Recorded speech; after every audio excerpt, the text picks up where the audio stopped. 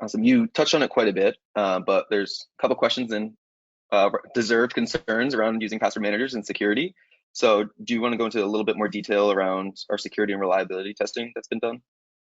Yeah, so we have a very stringent security process internally where any new feature that's built, and we mean by feature, we don't mean product, like feature within product that touches on security is evaluated by multiple parties internally and given the green light from an architectural perspective, from an implementation perspective.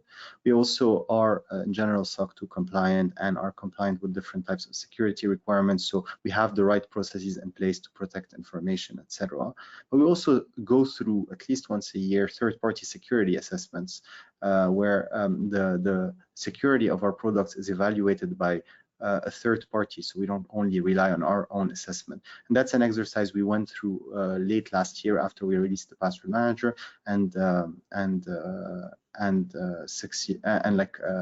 we passed. Now, that's the general response to any type of new feature.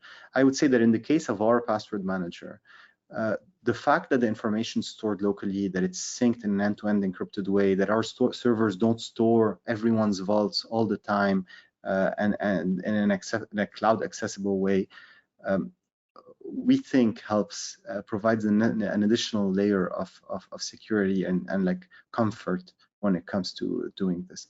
So in general, regardless of what password manager you're using, it's much better to use a password manager than not to use one, because a password manager getting hacked is an edge case. It doesn't happen every day. There's a lot of people that spend a lot of time protecting these types of solutions more than they would normal applications like a productivity platform in general.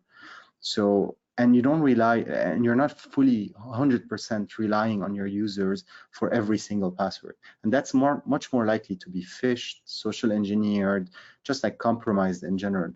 So general advice is, if you were to decide whether you want to use a password manager or not, definitely use a password manager. And then if you want to decide which type of password manager to use, we would advise you to use one that's following this hybrid approach, obviously, but I mean, we have a horse in that game.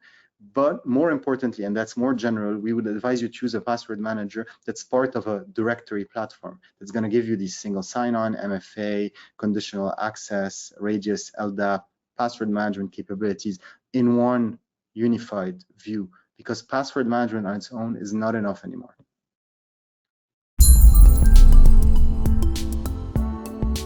Please subscribe and check out more content from us.